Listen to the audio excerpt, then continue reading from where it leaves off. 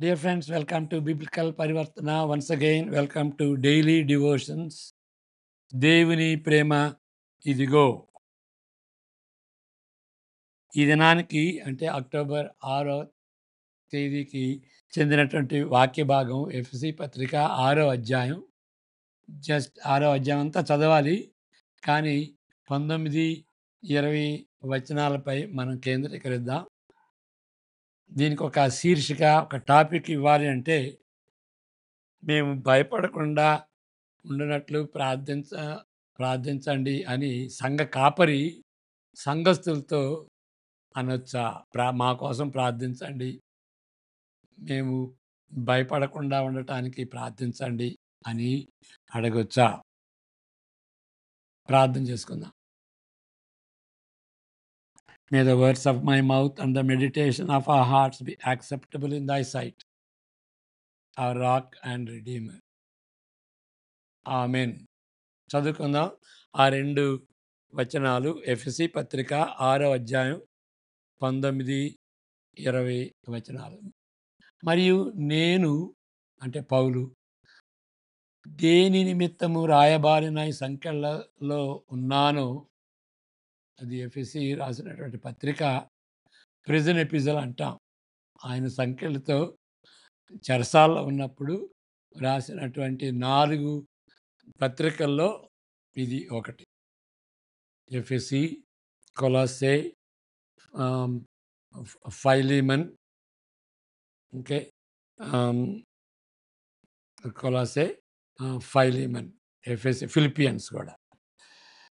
మరియు నేను దేని నిమిత్తము రాయబారినై సంఖ్యలతో ఉన్నాను, ఆ సువార్త మర్మమును ధైర్యముగా తెలియజేయుటకు నేను మాటలాడ నోరు తెరుచున్నప్పుడు, దానిని గూర్చి నేను మాటలాడవలసినట్టుగా ధైర్యముతో మాటలాడుటకై వాక్శక్తి నాకు అనుగ్రహింపబడినట్లు నా నిమిత్తమును పూర్ణమైన పట్టుదలతో విజ్ఞాపన చేయుచు మెలకువగా ఉండుడి.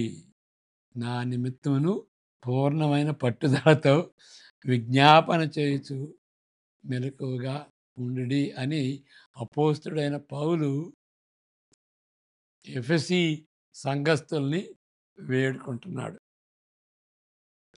ఎఫెసీ పత్రిక ఆయన ముగించబోతున్నాడు కదా.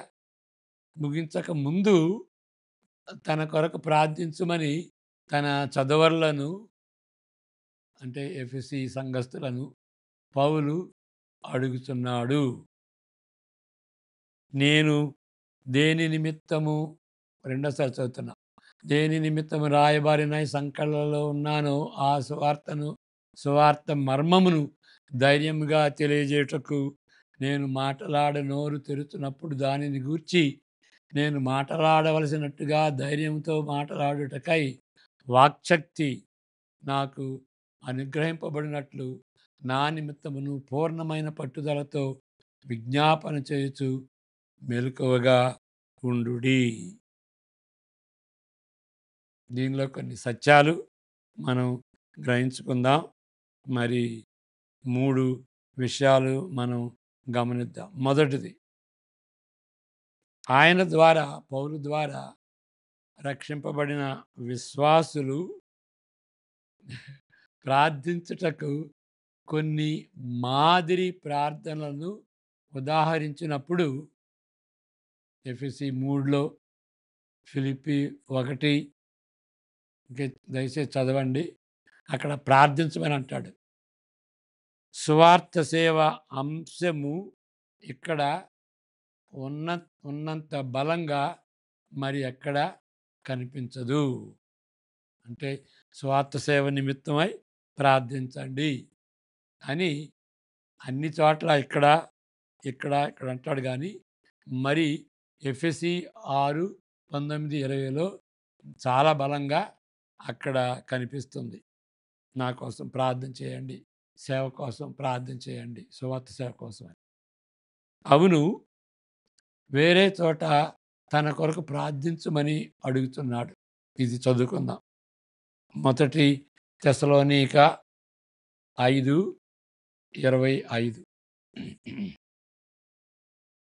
వేరే చోట తన గురించి ప్రార్థన చేయమని. ఈ సహోదరులారా, మా కొరకు ప్రార్థన చేయుడి. Please pray. భక్సింగ్ గారు కూడాను ఎప్పుడు ఇది ఇది ఇది కోట్ చేస్తూ భక్సింగ్ గారు ఆ సంఘస్థులందరినీ ప్రార్థన చేయమంటాడు. మా కొరకు ప్రార్థన చేయండి అని. కానీ ఇక్కడ ప్రత్యేకమైన అక్రతను గూర్చి ప్రార్థించమని వేడుకుంటున్నాడు. ప్రత్యేకమైనటువంటి. సరే, ఈ వచనాలు కూడా మనం చదువుకుందాం. కొలస్సీ 4:4 సహోదరులారా, కొలస్సీ 4:4. దాని తర్వాత 2 తెస్సలోనిక 3:1. కొలస్సీ 4:4. ఆ మర్మమును వెల్లడిపరుచున్నట్లు సువార్తను ఆ మర్మమును వెల్లడిపరుచున్నట్లు వాక్యము చెప్పుటకు అనుకూలమైన సమయము దేవుడు దయచేయవలెనని మా కొరకు ప్రార్థించుడి. ఓకే, సేవ గురించి ప్రార్థించాడు. 3:1 2 తెస్సలోనిక. తుదకు సహోదరులారా, మీలో జరుగుతున్న ప్రకారము ప్రభువు వాక్యము శీఘ్రముగా వ్యాపించి మహిమపరచుబడు నిమిత్తము ప్రార్థించండి. ఓకే, సువార్తలోని మర్మమును ధైర్యంగా చెప్పాలి అని ఆశిస్తుంటున్నాడు. అది ఎఫెసీ 6లో మనం చదివాం. రెండవ విషయం, నిజంగా అలాంటి ప్రార్థన అక్రత ఉన్నట్లు పౌలు భావించటం ప్రోత్సాహకరంగా ఉంటుంది. అపోస్తుడైన పౌలు అడుగుతున్నాడండి అంటే మనం ఎందుకు అడగకూడదు? అది మనకి చాలా ప్రోత్సాహకరంగా ఉంటున్నటువంటి విషయం. అపోస్తుడైన పౌలును కొన్నిసార్లు నెత్తి మీద పెట్టుకుంటూ ఆయన మనలాంటి మృతతుల్యుడైన మానవుడని, మనకున్న శోధనలు ఆయన కూడా ఉంటాయని, ఆ శోధనకు గురి అవుతాడని మనం మర్చిపోయి ఆయన ఏదో పరలోకం నుండి ఊడిపడినటువంటి రీతిగా అపోస్తుడైన పౌలు ఎట్లా అంటాడండి? సువార్తను వక్రీకరిస్తూ దాని అంచులు అంటే ఎందుకు ప్రార్థన చేయమంటున్నాడు అనేదాన్ని మనం ఇక్కడ వివరిస్తుంటున్నాం. సువార్తను వక్రీకరిస్తూ దాని అంచులు కొంచెం కత్తిరిస్తూ వినేవారికి సులభతరంగా అభ్యంతరంగా ఉండే అంశాలను దాటుకుంటూ చెప్పటం ఎంత సులభమో పౌలుకి బాహాటంగా తెలుసు. ఓకే, తనకు గిట్టినటువంటి వాళ్ళు ముఖ్యంగా మరి యూదులు దే డాగ్డ్ హిస్ స్టెప్స్ కదా. ఎక్కడికి వెళ్తే అక్కడికి ఆయన వెంటాడి హింసించారు. అలాంటి సమయంలో మరి అక్కడ వాళ్ళ మధ్యలో ఉన్నప్పుడు, సునగోగులో ఉన్నప్పుడు, స్వార్థ చెప్పినప్పుడు ఇంకా టెంప్టేషన్ ఏంటి అంటే కొంచెం వాడు వినేటటువంటి రీతిగా ఆ సువార్తని కొంచెం కట్ చేసేసి వాళ్ళకి అభ్యంతరకరంగా ఉండేటువంటి అంశాలను కొంచెం ట్రిమ్ చేసేసి కొంచెం చెబితే వాళ్ళు బాగా వింటారు కదా అనేటువంటి టెంప్టేషన్ ఉంటుంది అని ఆయనకి బాహాటంగా తెలుసు. కాబట్టి సువార్తను నమ్మకంగా ప్రకటించటానికి ధైర్యం అవసరం. కాబట్టి ఆ ధైర్యం కోసం ప్రార్థన చేయమంటారు. సువార్తను నమ్మకంగా ప్రకటించుటకు, ఏమీ కత్తిరించకుండా ప్రకటించడానికి ధైర్యం కావాలి. కాబట్టి దాని గురించి ప్రార్థన చేయండి అంటారు. కానీ ముఖము మీద మాట్లాడే తీరులో ప్రకటించవలనని కాదు. అంటే నేను ఇక ధైర్యంగా వాళ్ళ ముందే ఇక ఈ ధైర్యం అంటారు. అంటే దైవికమైనటువంటి ధైర్యం కాకుండా రాదు. మొండి ధైర్యం అంటాం కదా! ఆ తీరులో వాడు ఏమని అనుకోని నేను చెబుతాను. అంటే వాళ్ళ యొక్క సంస్కృతిని దానికి సెన్సిటివ్‌గా ఉండకుండా వాళ్ళ వాళ్ళ మొఖం మీదే చెప్పేసేస్తాను కఠినంగా.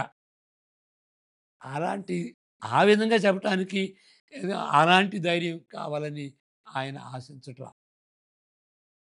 వినేవారు కానీ ఎందుకు ధైర్యం కావాలంటే వినేవారు ఏమనుకుంటారో గాని, ఎ ఎ నన్ను గూర్చి ఏమనుకుంటారో అని గాని, లేక తనను గూర్చి ఏమి తలస్తారో, ఏమి చెబుతారో తనను గూర్చి అని కానీ, ఆయనను ఏమి చేస్తారో అనే భయమును బట్టి తాను ఆహ్, తాను చెప్పుటకు వచ్చిన సువార్తను కల్తీ చేయకూడదు.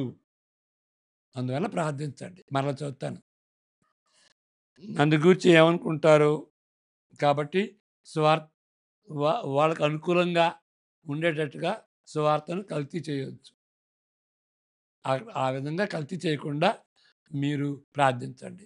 లేక నన్ను గూర్చి ఏమి తలస్తారో కాదు, ఏమి చెబుతారో ఇతరులకి, దాన్ని బట్టి నేను కొంచెం ఆహ్, ఆహ్, వాళ్ళకి భయపడి సువార్త చెప్పకుండా, సువార్తని కల్తీ చేయకుండా ఉండటానికి ప్రార్థన చేయండి అని అంటాడు. ఇక పాశ్చాత్య ప్రపంచంలో నేటి పరిచారకుల నిమిత్తం పాశ్చాత్య ప్రపంచంలో ఎందుకు? మన ప్రపంచంలో గూడా మన ఎక్కడ సంఘాలుంటే అక్కడ గూడాను పరిచారకులు, సంఘ కాపరుల నిమిత్తము ఈ విషయంలో భారంతో ఏ విధంగా ప్రార్థించాలో ఊహించుట అంత కష్టతరం కాదు. ఈ విధంగా ప్రార్థించాలి, ప్రార్థించాలని కోరుకోవాలి అని మనం ఊహించటంలో పెద్ద కష్టమేం కాదు. మనకు గూడా ఇది అవసరం. ఇలాంటిది మనకు గూడా అవసరం. భక్తిహీనతతో నిండుకొనిన అంటే డిఫరెంట్ కాంటెక్స్ట్ గురించి కార్సన్ గారు చెబుతున్నారు. అలాంటి సందర్భంలో ఎట్లా సువార్త చెబుతావు? సువార్తను కొరత చేస్తావా? కత్తిరిస్తావా? ఆల్టర్ చేస్తావా? ఏం చేస్తావు? కల్తీ చేస్తావా? అనేటువంటిది. భక్తిహీనతతో నిండుకున్న యూనివర్సిటీలో ఓకే. ఏ యూనివర్సిటీ అయినా సరే సెక్యులర్ సెక్యులర్ పీపుల్ ఉంటారు. వాళ్ళ విద్యార్థులకు ఎట్లా సువార్త చెబుతావు?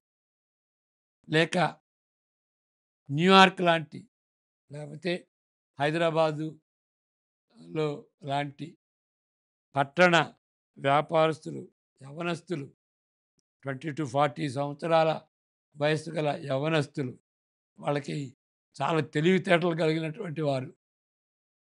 వాళ్ళకి సువార్త ప్రకటించినప్పుడు ఏ విధంగా చెప్పగలం సువార్తని? రోమా పత్రికలో అంటే డిఫరెంట్ సందర్భాలు. రోమా పత్రికలో మొదటి అధ్యాయంలో మరి ఎన్నో పాపాలుంటాయి కదా! ఆ పాపాల లిస్టులో స్వలింగ సంపర్కం, హోమోసెక్షువాలిటీ గురించి ఉంటది గదా! దాని గురించి చెప్పినప్పుడు ఏం చెప్తాం? ఏ విధంగా చెబుతాం? లేకపోతే 9వ అధ్యాయంలో రోమా 9లో దైవ ఎంపికను ఇశ్రాయేలుని ఎన్నుకున్నాడు. లేతే మనల్ని కొంతమందిని ఎన్నుకున్నాడు. అనే దాని గురించి ఎట్లా చెబుతాం మనం? ఓహ్! దేవునికి పక్షపాతం ఉంటదా? అని అంటారు గదా! కొంతమందిని ఎన్నుకోవటం ఏంటి? ఓకే. ఆ యొక్క కష్టతరమైనటువంటి ఆ యొక్క డాక్టరీస్‌ని గురించి ఏ విధంగా చెప్తాం మనం? వాటిని ఏ విధంగా ఎక్స్‌ప్లెయిన్ చేస్తాం? ఏ విధంగా ఎక్స్‌పౌండ్ చేస్తాం? అలాంటి వాక్య భాగాల్ని ఏ విధంగా విశ్లేషిస్తాం? భయంకరమైన చిత్ర రూపంలోనున్న నరకం గూర్చి ఓకే. మరి ఫర్ ఎగ్జాంపుల్ నరకం గురించి యేసు ప్రభువు చెప్పాడు. పరలోకం కంటే నరకం గురించి యేసు ప్రభువు ఎక్కువ చెప్పాడు. దాని సీరియస్‌నెస్ గురించి. మరి ప్రకటన గ్రంథం 14 అధ్యాయం నరకం గురించి ఉంటది గదా!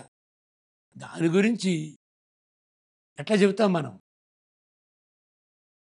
యేసు ప్రభువు వివరించిన వాక్య భాగం నరకం గురించి యేసు ప్రభువు వివరించినటువంటి వాక్య భాగాల్ని ఏ విధంగా చెప్తాం? సువార్త ఒకటే మార్గం. Only the way of Jesus అని మరి అపోస్తల కార్యం 4:12లో చెప్పినటువంటిది. వాళ్ళు హింసించబడ్డారు. ఎవరు? అపోస్తలులు. ఎందుకు? ఒకే ఒక మార్గం. ఫర్ ఎగ్జాంపుల్ అపోస్తల కార్యం 4:12 చదువుదాం. అలాంటి వాక్య భాగాలను ఏ విధంగా చెబుతాం మనం? వాళ్ళు ఏ విధంగా చెప్పారు? మనం ఏ విధంగా చెబుతాం? మరి ఎవరి వలనను రక్షణ కలుగదు. ఈ నామముననే, యేసు నామముననే మనము రక్షణ పొందవలెను గాని, ఆకాశం క్రింద మనుషులలో ఇయ్యబడిన మరి ఏ నామమున రక్షణ పొందలేము అని వాళ్ళన్నారు. ఓకే. అలాంటి భాగాల్ని ఏ విధంగా మనం చెప్పగలం? ఏకైక మార్గం గూర్చి ప్రస్తావించే సమయంలో భయపడి హింస నుండి తప్పించుకొనవలనన్న శోధన బట్టి మనం జంకుతామా? లేక ఇంకొక కాంటెక్స్ట్, ధనవంతులకు డబ్బును గూర్చి చెప్పినప్పుడు ఎలాంటి మరి అమాయమీలుంటారు. వాళ్ళకి మన సంఘానికి వస్తారు. వాళ్ళు చందా ఇస్తారు. వాళ్ళున్నప్పుడు డబ్బుని గురించి బైబిల్ ఏం చెబుతుందో, అయ్యా ఇది ఇది ఒక విధంగా దేవుడు డబ్బు ఇవ్వటం, ఆస్తిపాస్తులు ఇవ్వటం దేవుని ఆశీర్వాదమే. కానీ అంతకంటే గొప్పది నిత్యత్వానికి చెందినటువంటి దేవుని ఆశీర్వాదాలు. యేసుక్రీస్తు ద్వారా ఉండేటువంటి ఆశీర్వాదాలు. ఇది ఉండొచ్చు, ఉండకపోవచ్చు అని ఏ విధంగా చెప్తాం?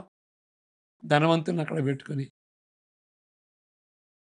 డబ్బు కాదయ్యా ముఖ్యం, పరలోక రాజ్యం ముఖ్యం, పరిశుద్ధత ముఖ్యం, దేవుని ఆశీర్వాదాలు ముఖ్యం అని ఏ విధంగా చెప్పగలం? ఎలాంటి శోధనలు మనం ఎదుర్కొంటాం? మూడో విషయం, చివరి విషయం ఏంటి అనంటే, ప్రార్థించమని పౌలు లాంటి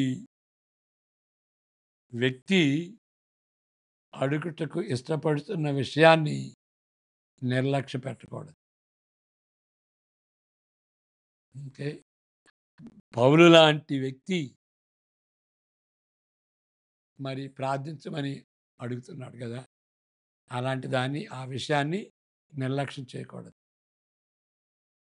వారి బలహీనతలను, అంటే నాయకుల యొక్క బలహీనతలను, వారి యొక్క భయమును, వారి అవసరతలను ఒప్పుకొనకూడదని కొందరు నాయకులు వాళ్ళ ఆలోచన, వాళ్ళ భావన. అందరికీ ఉండే శోధనలు, ఆ శోధనకు వారు గురి కారని వాళ్ళు అనుకుంటారు. అది సామాన్యమైనటువంటి విశ్వాసాలకు ఉంటుంది కానీ, మనం మెచ్యూర్ పీపుల్ అండి, మనకు అలాంటి శోధనలు ఉండవు అని అనుకునేటువంటి వాళ్ళు. పౌలుకు అట్టి తలంపు లేదు. Not Paul. కొందరు నాయకులైతే ఆ విధంగా అనుకోవచ్చు కానీ, ఆ విధంగా తలంచుకోవచ్చు కానీ, పౌలు మాత్రం ఆ విధంగా తలంచట్లేదు. ప్రార్థించుమని పౌలు అడుగుట అలవాటు చొప్పున, మర్యాదను బట్టి కాదు చెప్పింది. ధైర్యంగా సువార్తను ప్రకటించుట కొరకు ప్రార్థించుమని నిజంగా అడుగుతున్నాడు. ఓకే. అవి ఏదేదో మర్యాద చొప్పున ప్రార్థించండి అనే, అలవాటు చొప్పున ప్రార్థించండి అనేటువంటి ఆ యొక్క రిక్వెస్ట్ కాదు. ఎందువలననగా ఎందుకు నిజంగా ప్రార్థించమని చెప్పటం ఎందుకు అని అంటే చాలా కాలం నుండి ఆయన సువార్త ప్రకటిస్తున్నాడు. చాలా ఎక్స్పీరియన్స్డ్ సువార్థికుడు ఆయన. అపోస్తలుడైన పౌలు. చాలా అనుభవం ఉంది. తన గురించి తనకి బాగా తెలుసు. ఏ శోధనకు గురి అవుతాడో అలాంటి సందర్భాల్లో మరి సువార్తను కల్తీ చేసేటువంటి శోధన ఉంటది అని ఆయనకి బాగా తెలుసు. కేవలము ఇతరుల మెప్పు కొరకు సువార్త ప్రకటించలో గల ప్రమాదం ఆయనకు తెలుసు. దాని శోధన ప్రభావం ఆయనకి బాహాటంగా తెలుసు. ప్రార్థించమని అడుగుటను బట్టి తన భయాన్ని ఒప్పుకుంటున్నాడు. అదే కాదు, దేవుడు ఏర్పరిచినటువంటి ఆ యొక్క పరిష్కారాన్ని ఖాయం చేసుకుంటున్నాడు. ఏంటి పరిష్కారం? ప్రార్థన. ప్రార్థన ద్వారా భయం ఉండదు. ప్రార్థన ద్వారా నమ్మకంగా సువార్త చెప్పగలుగుతాడు. అది పరిష్కారం. ఇక వేరే మార్గం లేదు. ప్రార్థించండి. ప్రార్థన చేసుకుందాం. May the grace of the Lord Jesus Christ, the love of the Father, and the fellowship of the Holy Spirit be with each one of us now and all the days to come. Amen. God bless you.